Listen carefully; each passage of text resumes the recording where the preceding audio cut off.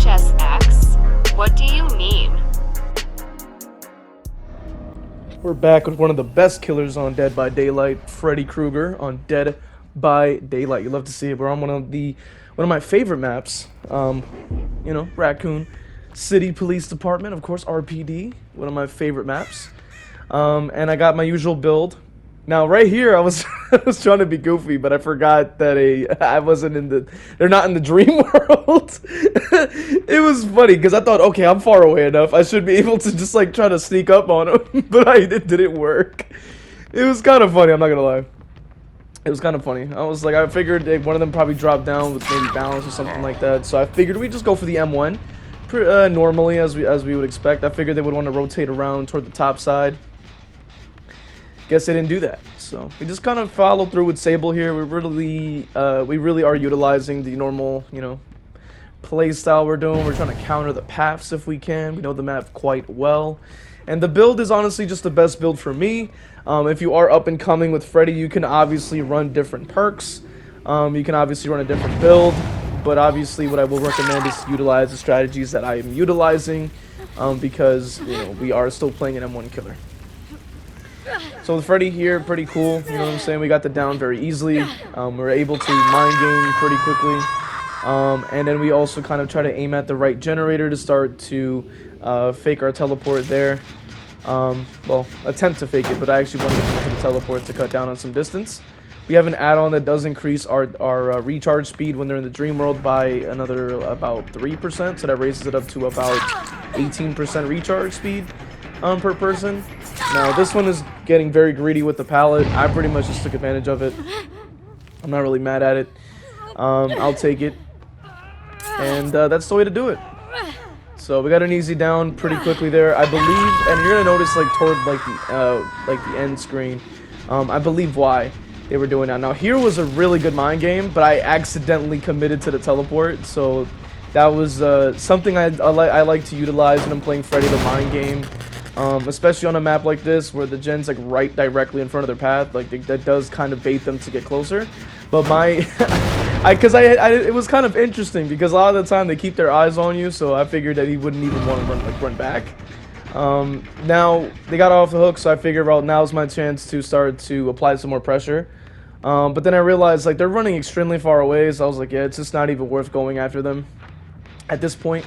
Especially because they're on the gen. Now, it looked like I was getting a grab, and then it just kind of canceled. So here's where I do the mind game again. As you can see how it bought me extra distance, because they thought I was going to teleport to them. And that's something that at a high level with Freddy, like when you really start to, you know, master Freddy, you can really get some value from stuff like that. Just utilizing things that most Freddy players are not really doing. I guess they don't realize you can. But here I am showing you that there is options with Freddy. Now, obviously, all the naysayers are gonna obviously try to compare him to characters like Blight and Nurse and all this stuff. Oh, he's garbage, he's weak. But it's like, bro, like I'm trying to look at it from the framework of an M1 killer category. Because as an M1 killer, you already don't have powers. But if you're comparing it to the best in the game, of course, everything's going to look weak. But Freddy, ultimately, I consider is one of my favorite M1 killers in the game.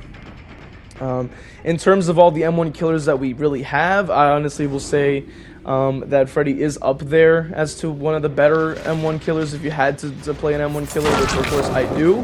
I find them to be the most fun, and they obviously also represent my favorite horror movie franchises.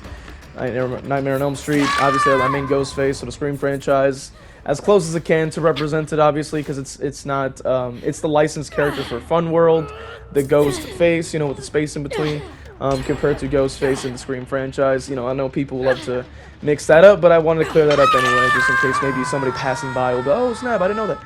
So either way, we got the person back on the hook for second state. We're pretty much trying to like just kind of stay within this range here. We see somebody injured and over there, but I figure I want them to come in for the save so I can just down them and then get the free trade. I wasn't really utilizing super crazy strategies in this one in particular because of the fact that I already had a lot of pressure. It was at 5 gens and I was racking up a bunch of hooks, so that's why I wanted to try to just utilize whatever I could here to slow the game down. That's why we can stay within the range of the gens. You know, Felix is trying to bait for a chase really hard. to try to pull me away to try to get a free save for his teammates, but I don't think they're really aware of that. Now, what I try to do is like just kind of stay within range here, fake the teleport on that generator to try to bait them to get closer. Now, if you made it, you probably didn't even know this, but like it does make a map-wide sound when you are faking the teleport. So sometimes that will bait them to think that you can really come in for it. Now, the only thing that I will mention is that like I wish the class photo was a little bit like the Onryo in that sense. If they could make it so the class photo doesn't require you committing to the teleport, I would think it would make it a much stronger add-on, because then it would make it a little bit easier to mind game and stuff like that. But either way, we were just kind of flying in, trying to get this person out of the game, obviously, because we're still at 4 gens, but we can easily run out of gens very, very easily. Did get it stuck there. I was trying to, get the prompt to place the Dream Pallet. Wasn't able to do that, but we do teleport up here, assuming that they should be within the area, which there they go. That's exactly the type of, capability we have with Freddy here. So, of course, we have our Spirit Fury Enduring to help eliminate a lot of the pallets. Considering that our build is very pallet focused, that's where Dream Pallets obviously are going to be the most effective. Especially with a build like this, it completely eliminates, Dream Pallets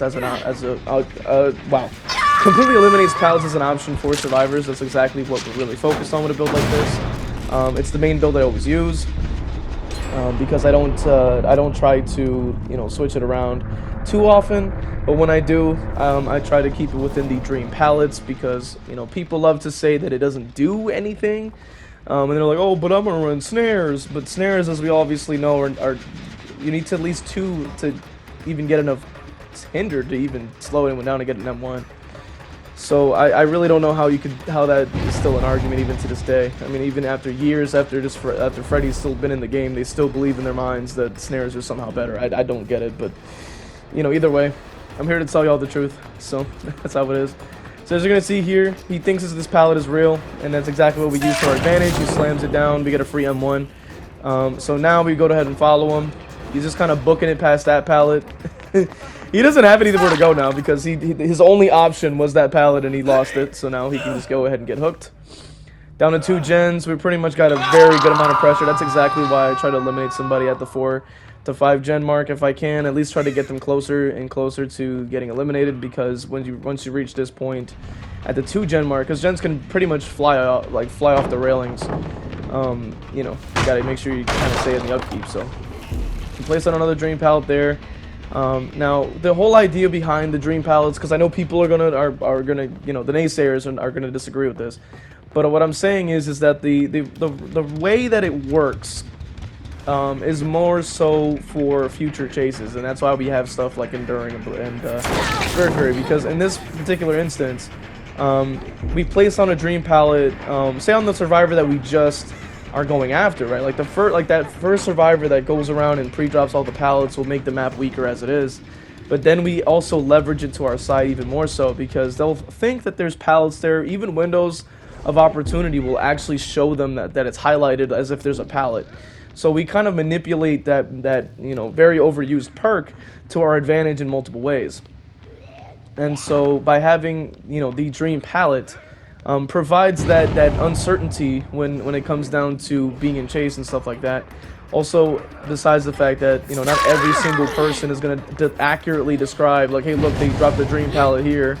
And also, let's keep in mind that if somebody does see you placing down Dream Pallets and goes around and follows you to keep slamming them down, you can easily replace it with a single press of your power. So it's really not really that bad, really. You know what I'm saying? Because it also gives you aura reading depending on their add-on rarity. It's also going to slow the game down, kind of like with Trapper, when they disarm your traps and stuff like that. So I figured, well, they have somebody who decided, I guess, to give up, so this is our perfect opportunity to just get a free down. So that's what we're gonna do, and then we start going after Felix. Pretty much last, because he wasn't really doing anything productive, so that's why we've focused on that. Which it was kind of weird. He didn't really have any scratch marks for a while, and now he does. So who knows? Now, unfortunately, this area is quite strong, deceptively so, as you're gonna see here, because he can see me from all the way over there, which is probably why I should be running more Never Sleep Pills add-ons and stuff like that. I went for the drawing, but I think that the Never Sleep pills would be just a much stronger add-on.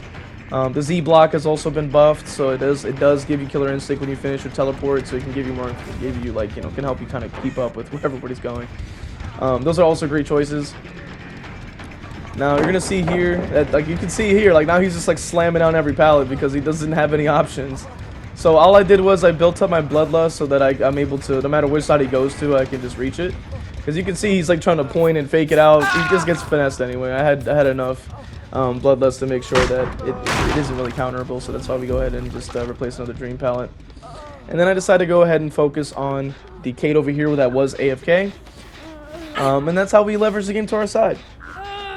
We make him look like Dwights, as they say, you know. So level 1 Dwight specifically. So yeah, we're doing great. You know what I'm saying with Freddy. Honestly, heavily enjoy playing the character. Definitely one of the better M1 killers. If we had to select, now I would honestly say Trapper is also deceptively strong. I was gonna try to like bleed him out or like stare at him, but I was like, I don't really have the patience to sit here all day, so I just went for the hook there. Also, you never know with adrenaline and wake up and all this other nonsense, so that's why we just go ahead and just hook them. And then we can take a quick look at the builds that they brought. Alright, so it looks like they had a lot of second chance perks. The Sable actually had smash hit, so I'm assuming they were trying to get a stun. But that didn't really work out in their favor. Felix did, in fact, have wake up and stuff like that. So it's a good thing that we were able to eliminate that option. Getting into the next game with Freddy, we're on a forest map. It is definitely a bit of a more difficult map for most M1 killers, I would argue. But with Freddy, we do have that, you know, teleport, which does allow us to at least have some traversal when we need it. Now, if I were to buff up Freddy a little bit, like disregarding a rework entirely, if it was just like a patch to just kind of buff him up before a rework or anything like that, I would definitely say let's definitely increase that teleport cooldown, maybe like decrease it so you can teleport more often or something like that.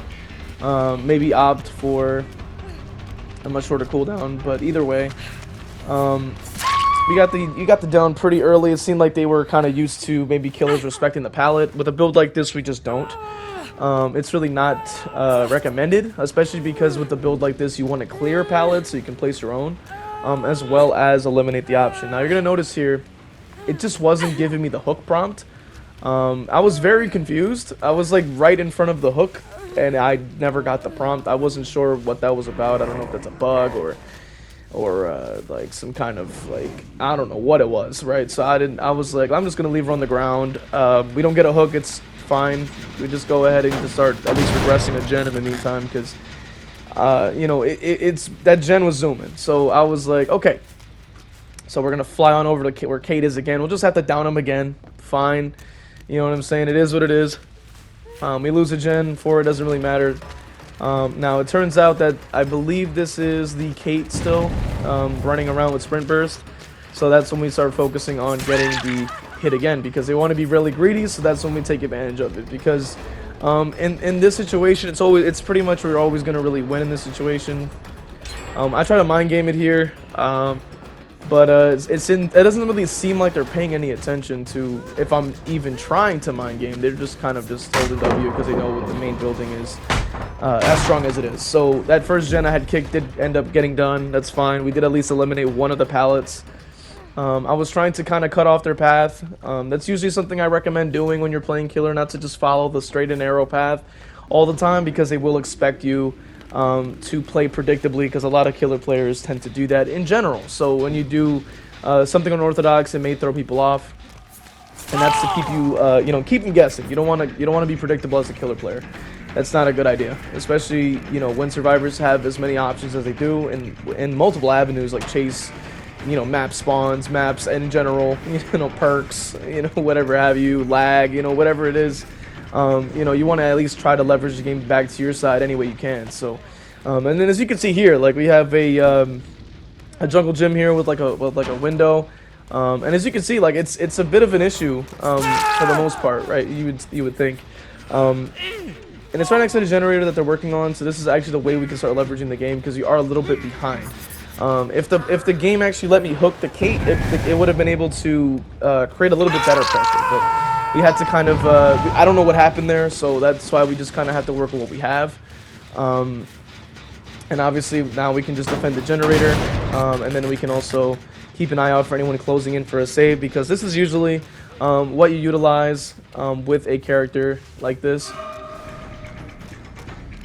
Especially an M1 killer, you have to utilize, you have to play like a savage, you have to utilize every strategy you possibly can, you know, without any, any holds barred. You know, now you're gonna see, look, Dwight's trying to, like, bait the borrowed time hit. I'm not falling for it. He wants to get tunneled, we can make it happen, as they say. I don't call it tunneling, but it's a key term that people love using, so people understand what I'm referring to in a sense. But as you can see, we're trying to pursue the same target. You're going to see Fangs closing in, trying to body block. This is how we utilize our mind games, and we want to try to lunge around the survivor, because I don't want to give them a free M1, allowing him to escape. I can't let that happen, especially when we're a bit behind. So I figured that's why I want to at least try to catch up to where I should have been earlier. So that's what we're trying to do here, is sort of bring the game back. And now we have a pretty decent gen spread as well with this little corner here with the hill. Another gen kind of flies, and this is exactly why I'm saying, like, I'm a bit behind. I should have gotten somebody out of the game at least by the 3 gens. You know, I try to strive for that as much as I can. Just try to get them out as early as humanly possible, to make it a little bit easier, especially because you are playing an M1 killer, which, as I've said many times on stream and in different videos, like, I am playing an M1 killer that doesn't necessarily have a chase power. So with that being said, we have to do what we can to actually get a win out, you know what I'm saying, because we don't necessarily have a lot of options. Now, thankfully, they decided to go for the trade, and that's exactly when I'll go for the Dwight. Now, Jake's flying in. Now, he wants to go for a body block.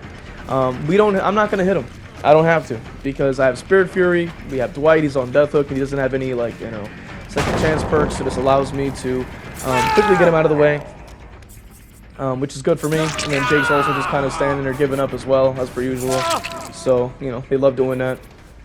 Now, I knew that the Jake was going to try to get picked up first, so I was going to try to push myself toward where the Dwight was to make sure the prompt appears on him, and then we get him out of the game. Because remember, like survivors also have strategies. Like, just how I'm utilizing a strategy is the same way that they are utilizing a strategy.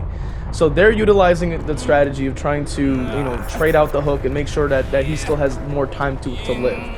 Because ultimately, when that person gets eliminated, the game is now closer to my side than it would be with 4 people toward endgame. So then we commit to the teleport, because I was faking quite a bit. Sprint burst, of course, so that's how we just go ahead and just break the gen. And then we also start making our way back toward the person who got unhooked again. Because I figured that the Fang over there is running into a different area that I don't really need to go to. So I figured I would just, try to keep an eye out, see where I can really start to apply more pressure. Because we just got a person unhooked. There's 3 people left, and I can at least try to place on some fake pallets and stuff like that. Keep an eye out for whatever gen they're working on, which it turned out was this gen. But overall, this is really the way you have to kind of do it, especially with Freddy. I mean, like why wouldn't you, why would you want to just lose for no reason, you know what I'm saying? They always claim that the characters are weak, but, they're keeping in mind that they're trying to utilize strategies that only benefit one side, and hinder the killer's fun in every sense of the word. So, keep in mind that, I don't follow that. I don't think that's really necessary. I don't think I need to do that. The only people that get mad are the people that, are just not very good at the game in the first place. And then they like to sort of play at the lower level anyway, where they think, oh, I don't have to do that. But when you're going against smart survivors, that will take advantage of your fairness and will, actively, BM. You know what I'm saying? They'll obviously start bagging at the gate because you played fair. Like, you can play as fair as you want, but the survivors are not going to care. Otherwise, they're going to, bag you at the gate. They're going to, point and lose their minds and click and do whatever they do, jump out of lockers and vault over pallets to make a lot of noise so that you know that they're like, they lost their minds. Even though you played as fairly as you wanted, right? You played as fairly as you could. Try to make sure everyone had a fun time, and they don't care about your fun in the first place. But that's its own thing. Now, here's a pretty good mind game I did here. I showed the light at the doorway, went back toward the vault to force them back into me. And then, of course, that does allow us to at least get the pallet out. Now, unfortunately, we don't get the M1, but we were at least able to eliminate the pallet and place on a Dream Pallet, so that once we ever have to go back there, we have that as an option. And that's mainly what I would focus on when playing as Freddy, is really just making sure you eliminate those options, and make sure that those options for other survivors are going to then sort of cause you to get, like, snowball even faster in a sense, because you're taking the mistakes and the blunders of a survivor, and then using that to then leverage it to your side later on when survivors think that there's a pallet there or a resource. They'll run there thinking it's safe when they're in the dream state, especially when they're asleep, and that's an easy down. There's also been instances where I was picking up under my Dream Pallet, and then they just slam it down on me, and it doesn't do anything. Which I probably will include that probably in this video. Actually, I think that'll be a good thing to include, to try to showcase, like, Dream Pallets are just superior, regardless of whatever the entire community will say, because a lot of the time you have to realize that the truth may not be the most liked or the most understood aspect of things. So I'm gonna move forward in this video here, because this Jake was like hiding, waiting for their teammate to die, and then we'll go ahead and jump right into the next match. Well, it turns out I didn't end up actually saving the match, but it was on a live stream that I was playing Freddy, and I believe it's in one of them. But unfortunately, I don't have the clip for this video, so I'd like to thank you for watching. If you made it this far, leave a like, comment, and subscribe to all the YouTube things for me. That being said, become a member, get exclusive content, emotes, and other perks, exclusive coaching live on the Discord, and also submit your matches for the match review. If you definitely want to just improve at your games and stuff like that.